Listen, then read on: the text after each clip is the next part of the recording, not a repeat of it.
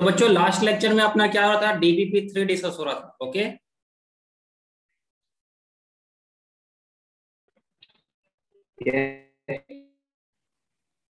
तो आज आगे चलते हैं हम लोग। DBP3 के रिमेनिंग क्वेश्चंस को किया जाएगा। लास्ट क्वेश्चन कौन सा हम लोग कर रहे थे, कोई बताएगा? एनीवन? इस वाला क्वेश्चन हो रहा था ना सर? क्वेश्चन नंबर 6 ओके, हो गया था सर। 6 हुआ नहीं था, अभी इसका कॉन्सेप्ट मैं समझाया था। 6 यस क्वेश्चन सर। में क्या बोला था कि फिश जो है वो वाटर से 12 सेंटीमीटर नीचे है और उसको बाहर की दुनिया क्या कर रहा है, सर्कुलर होरिजन के थ्रू दिख रहा है।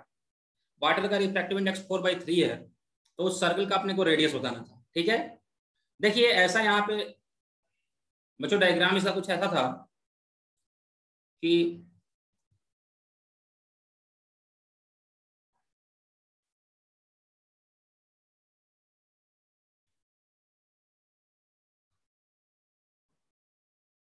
ये वाटर था। ठीक है, वाटर के अंदर क्या थी, वाटर के अंदर फिश था। यहाँ पे क्या था, यहाँ पे था बच्चों, यहाँ पे एक मछली थी। और ये जब बाहर की तरफ देख रही है, यहाँ से जब ये बाहर की तरफ देख रही है, तो हमने आपको लास्ट लेक्चर में एक्सप्लेन कर दिया था क्या कि टोटल इंटरनल रिफ्लेक्शन के कारण क्या होता है, जितना भी लाइट रे फिश के पास से जलता है, हर एक लाइट रे बाहर को नहीं निकल पाता है, उसमें सर्टेन अमाउंट ऑफ लाइट रे ही बाहर की तरफ जा पाएंगे। जैसे ये वाला लाइट रे हो सकता है कि यहाँ से बाहर निकल जाए, ये वाला भी हो सकता है बाहर निकल जाए, ये वाला भी हो सकता है कि बाहर निकल जाए। लेकिन कुछ ऐसे लाइट रे भी होंगे जिनका क्या हो जाएगा, जिनका टोटल इंटरनल रिफ्लेक्शन हो जाएगा। हो सकता है इसका ये भी बाहर की तरफ निकल जाए, लेकिन ये वाला लाइट रे जो है हो सकता है इसका टोटल इंटरनल रिफ्लेक्शन हो जाए। ठीक है, तो क्रिटिकल एंगल के पास से टोटल इंटरनल रिफ्लेक्शन होता है, आपने सबको मालूम है बच्चों। हाँ ना, बता दीजिएगा। तो यस सर। जहां पे क्रिटिकल एंगल बनेगा वहां पे ऐसा एक सर्कुलर सर्कुलर पार्ट पे बनेगा क्रिटिकल एंगल। क्लियर हो रहा है ये? Yes sir. जहाँ वो क्रिटिकल एंगल बच्चों बनेगा वहां पे पोर्शन कैसा होगा, वहां का पोर्शन ऐसा सर्कुलर होगा। ठीक है, अब इस सर्कल का आपने से रेडियस पूछा है कि रेडियस सर्कल का क्या होगा, ये बताइए। तो चलिए अलग से एक ट्रेस डायग्राम बना करके ये पूरा का पूरा मैं आपको बताना हूँ। यहाँ पे जो सर्कल बनेगा उसका रेडियस कैसा होगा, फिर से देख लीजिए, सभी बच्चे ध्यान देंगे कि मान लीजिए कि ये जो था ये वाटर वाला पोर्शन था, और इसमें जो सर्कुलर पार्ट बन रहा है बच्चों, वो यहाँ पे ऐसा सर्कुलर पार्ट बन रहा है जिससे लाइट क्या हो रहा है, बाहर निकल रहा है। इसका जो सेंटर वाला लाइन है, सेंटर सेंटर मानते हैं हम लोग कि इस वाले लाइन पे नीचे की तरफ यहाँ पे फिश सिचुएटेड है। और फिश के बारे में बोल रहा है क्या कि फिश इज सिचुएटेड कितना अंदर है, पानी से कितना नीचे है फिश। तो ये देखिए क्वेश्चन में बोल रहा है कि फिश जो था, फिश कितना थी अंदर, 12 सेंटीमीटर बिलो थी। 12 सेंटीमीटर बिलो थी, इसका रिफ्रैक्टिव इंडेक्स 4/3 था। तो फिश अगर बच्चों 12 सेंटीमीटर बिलो है, तो ये वाला डिस्टेंस कितना हो गया, ये वाला हो गया 12 सेंटीमीटर। This is 12 centimetre. ठीक है, रिफ्रैक्टिव इंडेक्स इज 4/3, ये भी गिवन है अपने को। तो अब देखिए जो सर्कुलर पार्ट बन रहा है, यहां से जो रे ऑफ लाइट चलेगा इसका क्या होना चाहिए, इसका यहाँ पे क्रिटिकल एंगल पे गिरना चाहिए। ये रे ऑफ लाइट कहाँ गिरना चाहिए, क्रिटिकल एंगल पे गिरना चाहिए, तभी जाकर के टोटल इंटरनल रिफ्लेक्शन हो पाए। मतलब बच्चों यहाँ पे अगर एक हम नॉर्मल बनाए, अगर यहाँ पे एक हम लोग नॉर्मल बनाए, इस सरफेस से परपेंडिकुलर एक नॉर्मल बनाए, तो ये वाला जो एंगल यहाँ आएगा, this angle will be critical angle theta c. क्योंकि हमने पढ़ा है कि जब angle of incidence critical angle होता है तो एंगल ऑफ रिफ्लेक्शन कितना होता है, 90 डिग्री। क्लियर है ना, ये बताया था मैंने लास्ट लेक्चर में आपको, total internal reflection. Yes sir. तो बच्चों अब अगर यहाँ पे हम वर्ग करेंगे, अगर ये वाला एंगल थीटा सी है तो ये वाला एंगल भी कितना होगा, थीटा सी होगा। Both are alternate angle. Okay, आना बता दीजिए। Yes sir. ठीक है, ये वाला एंगल और ये वाला एंगल दोनों आपस में इक्वल होंगे क्योंकि ये दोनों लाइन पैरेलल है अल्टरनेट एंगल से। तो यहाँ पे अगर मान लो ये पॉइंट P है, तो applying Snell's law at P, applying Snell's law at P, अगर P पॉइंट बच्चों हम स्नेल्स लॉ अप्लाई करेंगे तो स्नेल्स लॉ क्या बोलता है, μ1 sin I equals to μ2 sin R। μ1 का वैल्यू कितना है 4/3 है, तो 4/3 sin I का वैल्यू कितना है थीटा क्रिटिकल थीटा सी है। μ2 ऊपर एयर है तो एयर के लिए μ2 का वैल्यू कितना हो जाएगा 1 हो जाएगा, तो 1 sin R। Angle of refraction कितना है, एंगल ऑफ रिफ्रैक्शन है बच्चों 90 डिग्री, तो sin 90 का वैल्यू 1 हो जाएगा। तो sin थीटा सी का अपने को वैल्यू मिल गया कितना 3/4। एवरीवन हाँ ना बता दीजिए। Yes sir. अब sin थीटा से 3/4 मिल गया, तो यहाँ पे ये जो बच्चों ट्रायंगल बन रहा है, यहाँ पे जो ये वाला ट्रायंगल बन रहा है, इस वाले ट्रायंगल को ध्यान से देखिएगा सभी कोई। इस ट्रायंगल का मैं कुछ नाम दे देता हूं। मान लीजिए ABC एक ट्रायंगल बन रहा है। इस वाले ट्रायंगल में ये वाला एंगल sin थीटा से कितना आ गया 3/4 आ गया। अब बच्चों मैं आपके सामने दो ट्रायंगल बना रहा हूं, दोनों ट्रायंगल ध्यान से देखेंगे सभी कोई। एक ट्रायंगल बच्चों मैंने ये बनाया,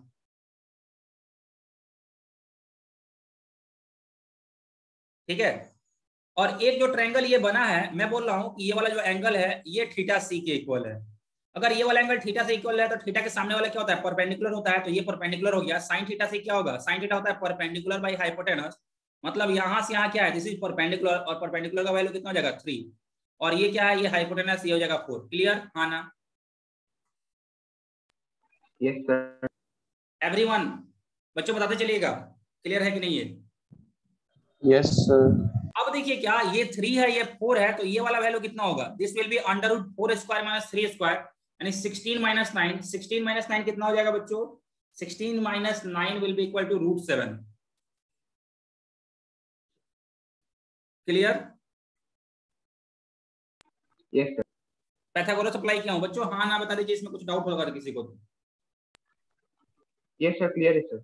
ओके वेरी गुड। अब देखिए अब एक और मैं ट्रायंगल बना रहा हूं, एक और ट्रायंगल बना रहा हूं, वो भी यहीं से स्टार्ट हो रहा है, वो भी ट्रायंगल यहीं से स्टार्ट हो रहा है, लेकिन वो थोड़ा सा आगे तक जा रहा है, और वो ट्रायंगल ऐसा बन रहा है।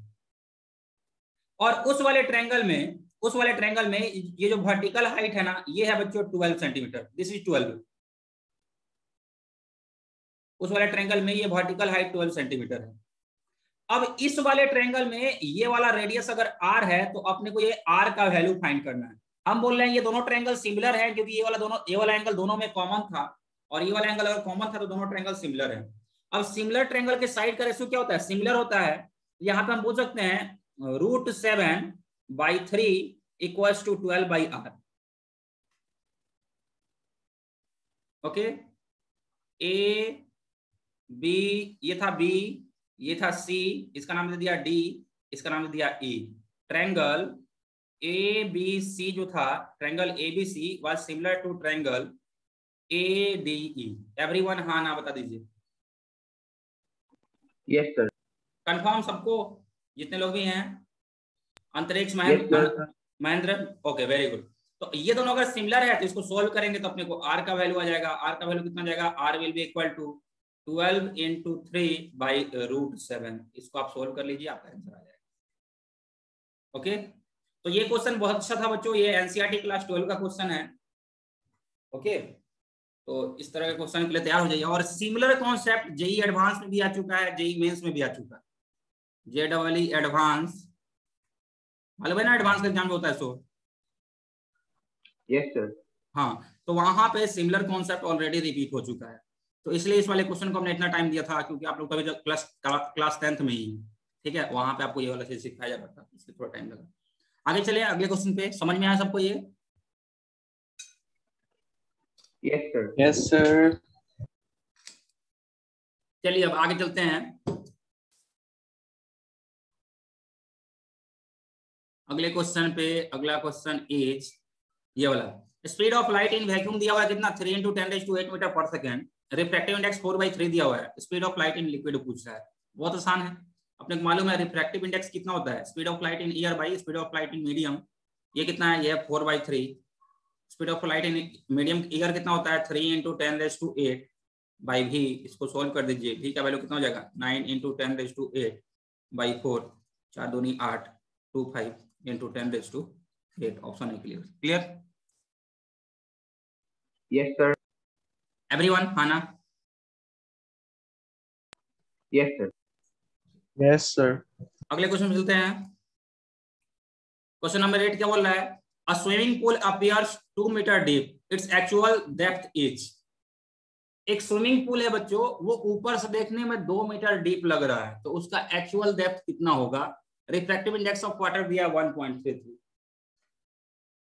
बताइए क्या करेंगे इस तरह क्वेश्चंस में? ये आप लोग पढ़े हैं क्या, रिफ्रैक्शन एट प्लेन सरफेस? बच्चों रिफ्रैक्शन एट प्लेन सरफेस में ऐसा कॉन्सेप्ट नहीं पढ़ाया हूं ना आपको। एक्चुअली 10th क्लास में है नहीं ये कॉन्सेप्ट, इसलिए मैं नहीं पढ़ाया था, लेकिन चलिए अब जान लेते हैं, यहाँ पे अपने को जरूरत पड़ रही है इसलिए जान लेते हैं। तो लिखिए topic refraction from plane surface. Next topic is refraction from plane surface.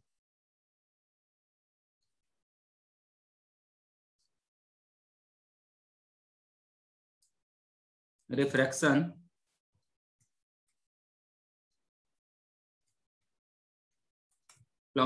From plane surface. अब देखिए प्लेन सरफेस से रिफ्रैक्शन के केस में क्या होता है। देखो बच्चों, अगर आपने बकेट में पानी भर दिया है, ये वाला एक्सपेरिमेंट आप घर पे खुद से कर सकते हैं। बकेट में पानी भर दीजिए और इसको ऊपर से देखिए। जब आप इसको ऊपर से देखेंगे बच्चों, तो आपको लगेगा इसका डेप्थ जो है ना कम है। एक्चुअल डेप्थ अगर इसका h है, तो ऊपर से देखने में इसका डेप्थ कुछ और दिखता है, कम दिखता है। ऐसा होता है कि नहीं होता है? यस सर, होता है। तो जब हम रेयरर मीडियम से डेंसर मीडियम में देखते हैं ना, तो हाइट कम दिखता है। जब डेंसर मीडियम से रेयरर मीडियम में देखेंगे तो हाइट क्या दिखेगा? ज्यादा दिखेगा। ठीक है, तो यहाँ पे देखिए, यहाँ पे मैं आपको एक सिंपल सा कॉन्सेप्ट बताता हूँ, उस वाले कॉन्सेप्ट को लिखिए।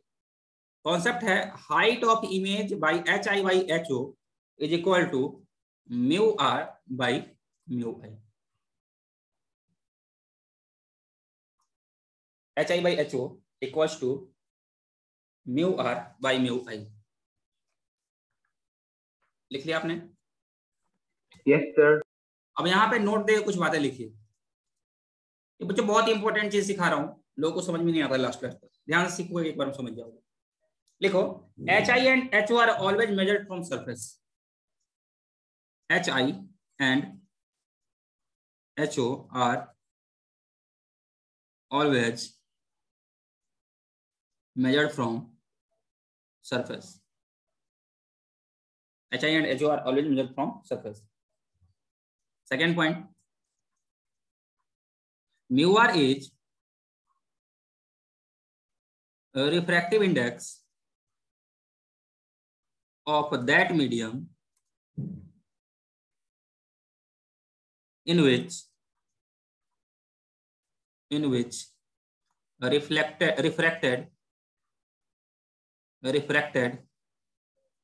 refracted ray is traveling. In which refracted ray is traveling. Similarly, तीसरा पॉइंट लिखेंगे mu I equals to a refractive index of that medium in which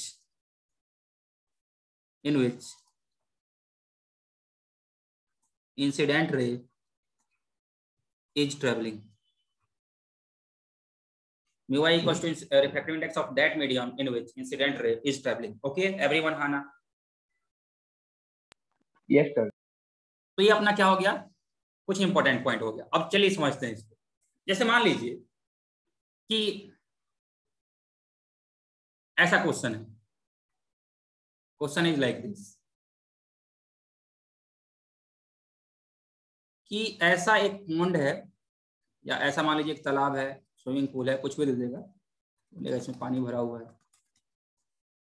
और ऊपर से हम लोग देख रहे हैं, तो एक पॉइंट है जो कि ऊपर से, मान लीजिए ये ऑब्जेक्ट है, इसको देखना है, आई यहाँ पे, तो इसका height of object from surface दिया हुआ है कितना? HO दिया हुआ है। Height of object from surface कितना दिया हुआ है? HO दिया हुआ है। तो मैं आपको क्या बताया कि ये पानी के अंदर की चीजों को हम देखेंगे तो अपने को ऊपर वो दिखाई देगा। तो ये जो ऑब्जेक्ट है, ये ऊपर से देखने में एक्चुअली अपनी जगह पर दिखेगा नहीं, वो कहाँ दिखेगा? वो इस पॉइंट से थोड़ा ऊपर दिखेगा, हो सकता है यहाँ दिखे, यानी ये जो ऑब्जेक्ट था इसका इमेज हो सकता है यहाँ पे देखिए, तो इमेज की हाइट को हमने नाम दे दिया क्या, हाइट ऑफ इमेज। आपको ध्यान रखिए height of object and height of image both are measured from surface. Clear है ये? Yes sir. एवरीवन हाँ या ना? चलो इसको समझ लो, ध्यान से समझ लो, डायग्राम वाइज समझ लो कैसे ऐसा होता है, ऐसे इसके पीछे का रीजन क्या होता है। ठीक है, देखिए जैसे मान लीजिए कि ये जो है, एक मिनट, मान लीजिए कि ये है बच्चों वाटर, ये पानी है, ठीक है, और पानी के अंदर एक कोई ऑब्जेक्ट है, ये रेड कलर का यहाँ पे पानी के अंदर एक ऑब्जेक्ट है। अब इस वाले ऑब्जेक्ट को हम चाहते हैं ऊपर से देखना, हम लोग कहां से देखना चाह रहे हैं, हम लोग इधर से देखना चाह रहे हैं। जब हम इधर से देखना चाहेंगे तो क्या होगा, इस वाले ऑब्जेक्ट से एक रे ऑफ लाइट चलेगा, ठीक है, और वो रे ऑफ लाइट जो है, ये रे ऑफ लाइट कहां से कहां आ रहा है, डेंसर से रेयर में आ रहा है। तो वी नो कि जब भी रे ऑफ लाइट डेंसर से रेयर में जाएगा then it will bend away from normal. अगर यहाँ पे हम नॉर्मल ऐसा बनाते हैं, ये है नॉर्मल, तो ये रे ऑफ लाइट कहाँ बेंड करेगा बच्चों, अवे फ्रॉम नॉर्मल बेंड करेगा, और ये आंखों के पास पहुंचेगा। क्लियर है ये? Yes sir. और एक और रे ऑफ लाइट आप लोग ले लीजिए, मान लीजिए एक और रे ऑफ लाइट यहां से चल रहा है, एक और रे ऑफ लाइट यहां से चला, ये यहाँ पे फिर नॉर्मल एक बनेगा, यहाँ पे गिर रहा है तो यहाँ पे एक और नॉर्मल बना, ये नॉर्मल यहाँ पे रहा। अगेन ये वाला रे ऑफ लाइट भी क्या होगा, अवे फ्रॉम नॉर्मल बेंड होगा, और ये ऐसे बेंड करके आंखों के पास अपने पहुंचेगा, तो ये वाला ऑब्जेक्ट अपने को दिखेगा। ठीक है, क्लियर है सबको? Yes sir. ये वाला रे यस ऑफ सर। लाइट ऐसे चला है, यहाँ पे पहुंचा है, ये वाला ऐसे चल के यहाँ पे पहुंचा है। तो हमारे आंखों को क्या दिख रहा है, हमारे आंखों को दिख रहा है कि ये दोनों लाइट आ रहा है जहां से, वहां पे इमेज बनेगा। तो ये दोनों लाइट हमारे आंखों को कहां से आते हुए दिख रहा है, आप देखिए इसको मैं दूसरे कलर से बना रहा हूं। अगर इस वाले लाइट को आप पीछे की तरफ ट्रेस करेंगे बच्चों, इस वाले लाइट को आप लोग पीछे की तरफ जब ट्रेस करेंगे, पीछे की तरफ इसको जब ट्रेस करेंगे, तो ये कुछ इस रास्ते से आते हुए दिख रहा है, और ये वाला लाइट जो है ये कुछ स्ट्रेट अगर देखेंगे तो इस रास्ते से आते हुए दिख रहा है। यानी ये जो ऑब्जेक्ट है जो यहाँ था वो यहाँ नहीं, आंखों को कहाँ दिखेगा, ये दिखेगा अपने को इस वाले पोजीशन पे। ठीक है, तो अगर ऑब्जेक्ट के, एक्चुअल ऑब्जेक्ट के हाइट को HO हम नाम दे रहे हैं, और इमेज के हाइट को HI नाम दे रहे हैं, इमेज के हाइट को HI नाम दे रहे हैं, तो ये रिलेशन आपको ध्यान रखना है क्या, कि height of image by height of object equals to mu are by mu i. ये वाला रिलेशन याद रखिएगा, तो कोई भी क्वेश्चन गलत नहीं होगा, ये वाला याद रखना। ये मैं लिखाया हूं, ये समझ में आया क्या कि क्यों उसका पोजीशन शिफ्ट होता है? Yes sir. अब किसी को समझ में आ गया, दोनों लोगों को समझ में आ गया कि पोजीशन क्यों शिफ्ट हो रहा है अच्छे से? हाँ सर। भार्गव? सर एक्चुअली मैंने अभी ज्वाइन किया है सर। सर चलिए कुछ ठीक है, प्रॉब्लम था वीडियो इसलिए। वीडियो भेज दूंगा, लेकिन ये बताइए समझ में आया सबको, बाकी लोगों को समझ में आ गया शिफ्ट ऑफ पोजीशन क्यों यस हुआ? सर। चलिए तो अब इसको मैं यस मिटा रहा सर। हूँ, इसको मैं मिटा रहा हूँ। अब देखिए क्या, अब इस वाले केस में वर्क करते हैं, पीछे वाले केस में वर्क करते हैं। तो पीछे वाला केस क्या था, मैं बता रहा था आपको क्या, कि अगर ये है ऑब्जेक्ट, नीचे वाला ऑब्जेक्ट है बच्चों, अगर ये ऑब्जेक्ट है तो इसका पोजीशन कहीं और दिखेगा, यहां नहीं दिखेगा, ऊपर दिख सकता है, नीचे दिख सकता है, depending upon refractive index of medium. तो देखो सिंपल सा फंडा है, अगर इस वाले ऑब्जेक्ट को अपने को देखना है, कोई भी है, मान लो यहां से देख रहा है, कोई पर्सन यहां से देख रहा है, इस वाले ऑब्जेक्ट को देखना चाहता है, तो ये वाला ऑब्जेक्ट इसको कब दिखेगा, जब यहां से रे ऑफ लाइट उसकी आंखों तक पहुंचेगा। ऑब्जेक्ट से रे ऑफ लाइट चला और इसके आंखों तक पहुंचेगा, तो ये क्या होगा, ये ऑब्जेक्ट इसे दिखेगा। समझ में आ रहा है कि नहीं सबको? Yes sir. एक पर्सन यहाँ पे ये इसको देखना चाहता है, तो इसके लिए जब यहाँ से लाइट चलेगा इसके पास पहुंचेगा, तब ये वाला ऑब्जेक्ट जो है तो उसको दिखेगा। क्लियर? Yes sir. तो सबसे पहले आपको ये एज्यूम करना है कि किस रास्ते पे रे ऑफ लाइट चल रहा है। अब देखिए यहाँ पे रिफ्रैक्शन कहाँ हो रहा है, इस वाले पोजीशन पे रिफ्रैक्शन हुआ है, यहाँ पे मीडियम चेंज हुआ है। हाँ सर। तो जिस मीडियम में, अब मीडियम चेंज होने के पहले इस वाले लाइट को क्या बोलेंगे, इसको बोलेंगे इंसिडेंट लाइट, और इसको क्या बोलेंगे, इसको बोलेंगे refracted light. Okay,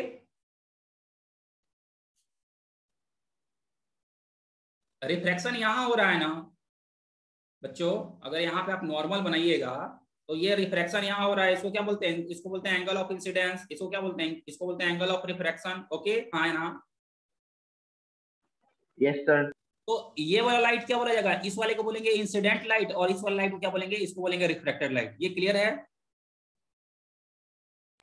yes sir.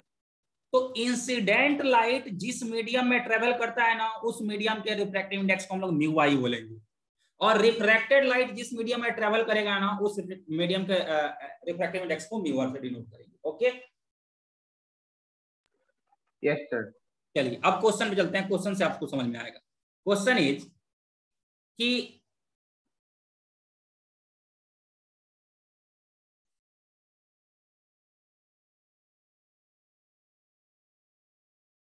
ये एक कंटेनर है, इस कंटेनर में ऐसा मान लीजिए लिक्विड रखा हुआ है, वाटर है या एनीथिंग, कोई भी लिक्विड है मान लो रखा हुआ है, और एक ऑब्जेक्ट जो है, ये एक ऑब्जेक्ट है, मान लीजिए एक चिड़िया है, दिस इज अ चिड़िया, this is a bird, BIRD। It is flying eight height of 10 centimetre above water. पानी से 10 सेंटीमीटर ऊपर ये क्या कर रहा है? चिड़िया फ्लाई कर रहा है। और अंदर पानी की एक मछली है। यहां पे क्या बच्चों? This is fish. ठीक है, तो इस मछली को, ये जो चिड़िया है, ये पानी से कितना ऊपर दिखाई देगा? अपने से क्वेश्चन पूछ रहा है। ये चिड़िया जो है वो मछली को कितना ऊपर दिखाई देगा, ये क्वेश्चन अपने से पूछ रहा है। Given refractive index of water is 4/3, refractive index of air is 1। Question clear है? क्वेश्चन लिखिएगा, find height above water surface at which bird is seen by fish।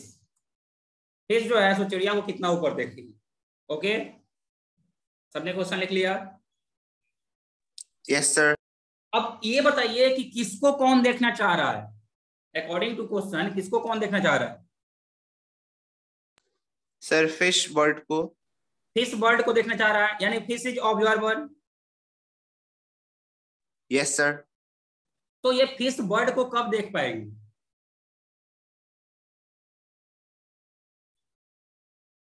जब बर्ड से रे ऑफ लाइट किसके पास पहुंचेगा, तभी तो बर्ड फिश को देख पाएगी। आया ना बच्चों? ये है ए, यस सर। ये है बी, ये दोनों क्या कर रहे हैं? ये दोनों लुका छिपी खेल रहे हैं। ठीक है, अब ए जो है एक घर में जाके छुपा हुआ है।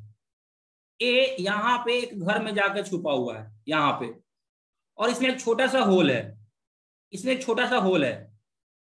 तो अब ये चुपचाप यहां से देख रहा है, तो किसको कौन देखेगा? ए को बी दिखेगा या बी को ए दिखेगा?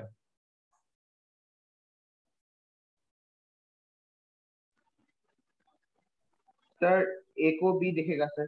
ए को बी क्यों दिखेगा? क्योंकि बी से जो रे ऑफ लाइट है वो इजीली कहां पहुंच रहा है? ए के पास पहुंच रहा है।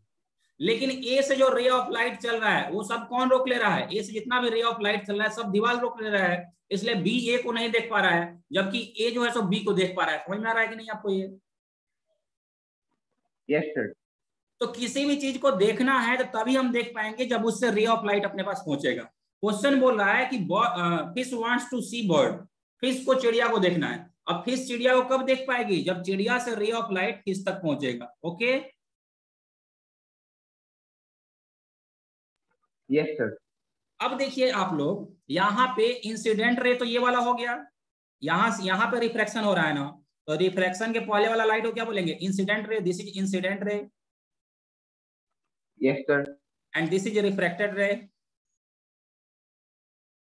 तो वो मीडियम जिसमें इंसिडेंट रे ट्रेवल करता है उसके रिफ्रैक्टिव इंडेक्स को म्यू आई से डिनोट करते हैं। वो मीडियम जिसमें रिफ्रैक्टेड रे ट्रेवल करता है उसके रिफ्रैक्टिव इंडेक्स को म्यू आर से डिनोट करते हैं। और फॉर्मूला अपने पास है, फॉर्मूला क्या है?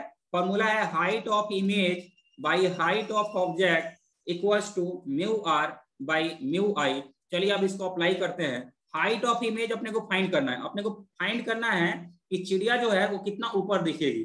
एक्चुअली वो कितना ऊपर है, तो हाइट ऑफ ऑब्जेक्ट है कितना 10 सेंटीमीटर, तो height of object is 10 centimetre equals to mu are by mu I. Mu R क्या है, वाटर है, वाटर के लिए 4/3, और म्यू आई क्या है, एयर है, उसके लिए 1, तो 4/3/1। Okay everyone? Yes sir. 40/3 मतलब 13.33 सेंटीमीटर पे इस चिड़िया को दिखेगी कौन, मछली को दिखेगी कौन, चिड़िया। समझ में आ रहा है ना? यानी चिड़िया कहाँ फ्लाई करते हो, मछली को कहाँ दिखेगी, मछली को यहाँ से ऊपर फ्लाई होते हुए दिखेगी। कितना ऊपर दिखेगी, तो सरफेस से 13.33 सेंटीमीटर पे दिखेगी। ओके बच्चों? Yes sir. आगे चला जाए। Yes sir. One more question in above question लिखिए, क्वेश्चन लिखिएगा। In above question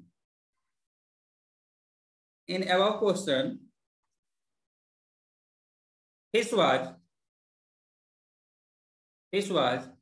20 centimeter below water surface, then find depth below which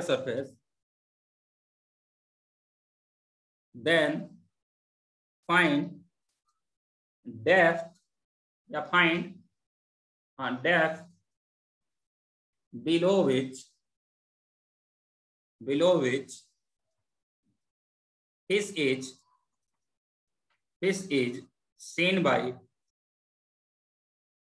bird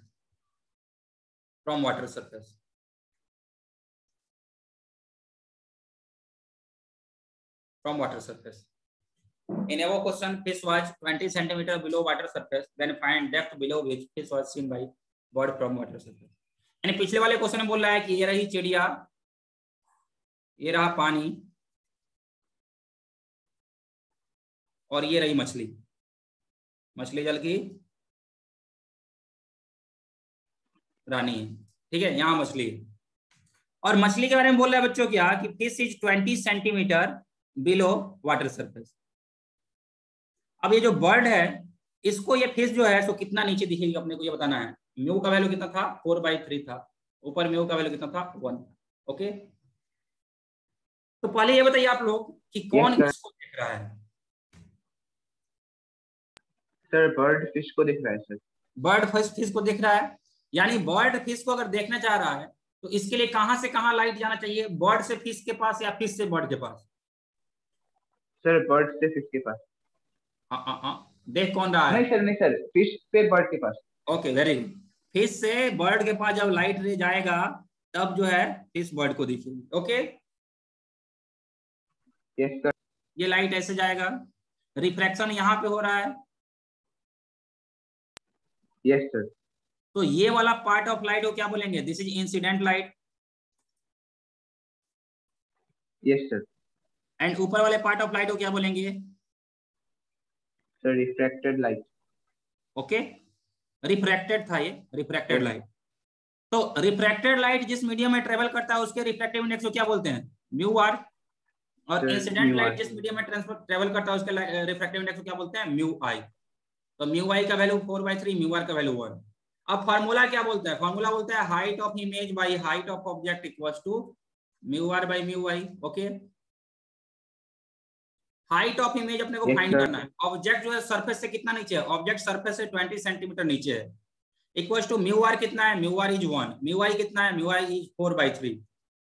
चलिए इसको सोल्व कर देते हैं। So this will be equal to height of image कितना हो जाएगा, 3 × 20/4, 4×5 = 20, 5×3 = 15, यानी 15 सेंटीमीटर। यानी ये जो बर्ड है बच्चों, ये जो चिड़िया है, बर्ड को, ये चिड़िया जो है, सॉरी बर्ड चिड़िया तो एक ही है ना, बर्ड को बच्चों ये जो फिश है ये कितना हाइट पे दिखेगी, 15 सेंटीमीटर। क्लियर है सबको, हाँ ना? Yes sir.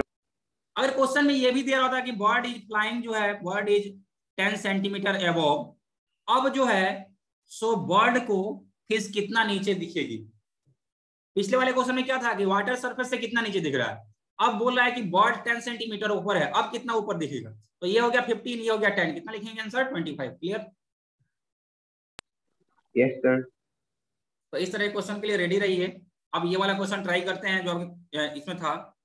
कौन सा क्वेश्चन था? बोल रहा है कि swimming pool appears to be 2 metre deep, actual depth थी।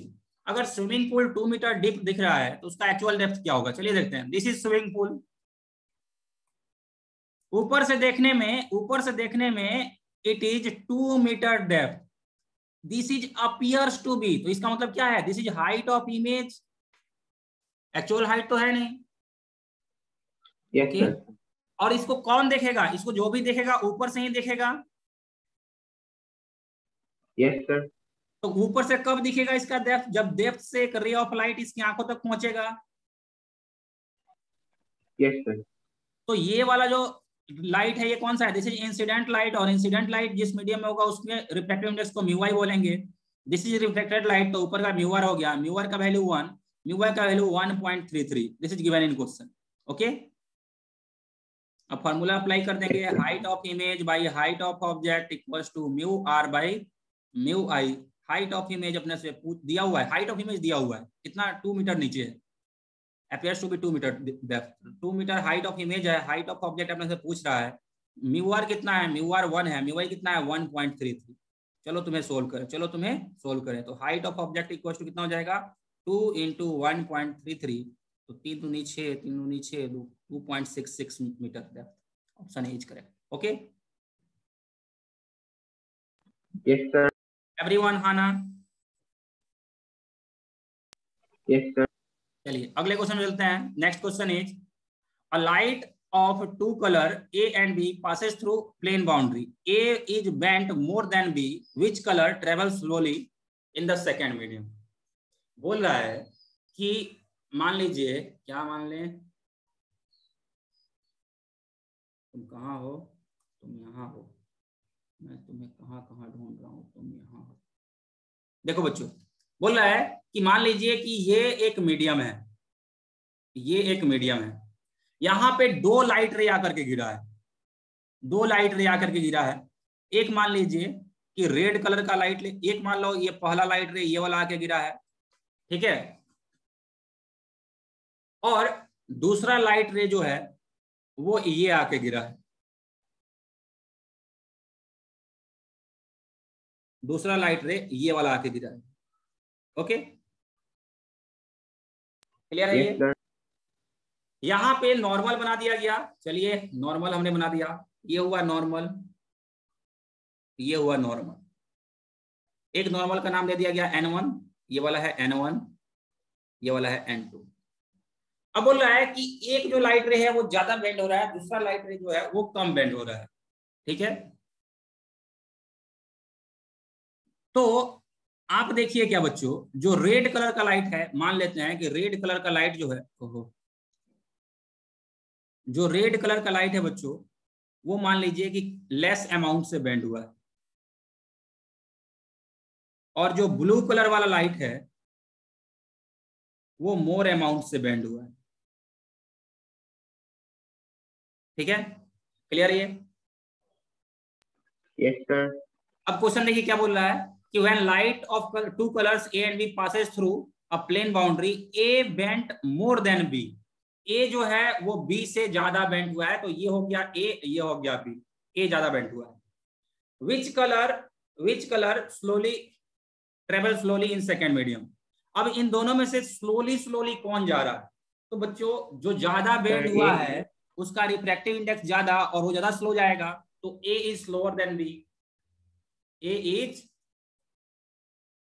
Slower than b. मैं आपको बताया था ना, जिसका स्पीड जितना ही कम रहेगा वो उतना ही ज्यादा शॉर्टकट लेगा, जिसका स्पीड जितना ही कम रहेगा वो उतना ही ज्यादा क्या करेगा? शॉर्टकट लेगा। ये बेंड क्यों हो रहे हैं? क्योंकि इनको शॉर्टकट लेना है। अगर यहाँ पे वही मीडियम होता तो आराम से ये इस रास्ते पे जाते, पिछले वाले रास्ते पे जाते, जिस रास्ते पे आए थे उसी रास्ते पे ये मूव करते। लेकिन बेंड क्यों हुए हैं? क्योंकि ये जो मीडियम है ये इनको उस स्पीड से नहीं जाने दे रहा है जिस स्पीड से जा रहे थे, तो इसलिए इन्होंने क्या किया, इन्होंने शॉर्टकट लिया ताकि कम डिस्टेंस इनको ट्रेवल करना पड़े। समझ में आ रहा है ना सबको? हाँ या ना? Yes, sir. तो ध्यान रखिएगा, जो लाइट जितना ही ज्यादा बेंड होगा मतलब वो उतना ही ज्यादा स्लो है और उसका रिफ्रैक्टिव इंडेक्स उतना ही ज्यादा है। Okay, Yes, sir. आगे चलते हैं। क्वेश्चन नंबर 10 क्या बोल रहा है what is effect of wavelength of light when it travels from rarer medium to denser medium. अगर लाइट बच्चों रेयरर मीडियम से डेंसर मीडियम में जाएगा तो वेवलेंथ पे क्या इफेक्ट पड़ेगा। अपने मालूम है वेलोसिटी को क्या होता है, फ्रीक्वेंसी इनटू वेवलेंथ। ये फॉर्मूला पढ़ेंगे आप लोग 9th क्लास में वेव में। Yes sir. Velocity equals to frequency into wavelength. मैं आपको बताया था बच्चों कि फ्रीक्वेंसी पे कुछ भी फर्क नहीं पड़ता है, फ्रीक्वेंसी क्या रहता है, कांस्टेंट रहता है किसी भी ऑप्टिकल फेनोमेनन में except Doppler effect. Yes sir. अब बोल रहा है क्या कि डेंसर मीडियम में वेवलेंथ पे क्या फर्क पड़ेगा। तो देखो डेंसर मीडियम में वेलोसिटी क्या होता है, डिक्रीज हो जाता है ना। Yes sir. अगर मान लीजिए बात करेंगे एयर की, तो एयर में स्पीड कितना होता है, एयर में स्पीड होता है 3 × 10⁸, दिस इज मैक्सिमम। बात करेंगे वाटर में, तो वाटर में स्पीड क्या होगा, डिक्रीज हो जाएगा। हो सकता है कि 2.33 हो जाए या कुछ और हो जाए, लेकिन इससे कम रहेगा। समझ में आ रहा है क्या। तो velocity in medium less than velocity in air. Okay. अब वेलोसिटी क्या होता है, frequency into wavelength. Frequency in medium by wavelength into wavelength in medium should be less than frequency in air into wavelength in air. ऐसा बोल सकते हैं बच्चों, हाँ ना। Yes sir. अब मैं बता रहा हूं क्या कि फ्रीक्वेंसी पे तो कुछ फर्क पड़ेगा नहीं, तो फ्रीक्वेंसी तो सेम रहना है, तो wavelength in medium will be less than wavelength in air. Okay. Yes sir. तो क्वेश्चन है what is the effect on the wavelength of light when it travels from rarer medium to denser medium. जब rarer से denser में जाएगा तो उसका wavelength क्या होगा, डिक्रीज होगा, वेवलेंथ डिक्रीज है।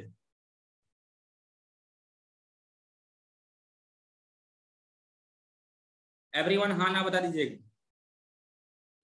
Yes sir.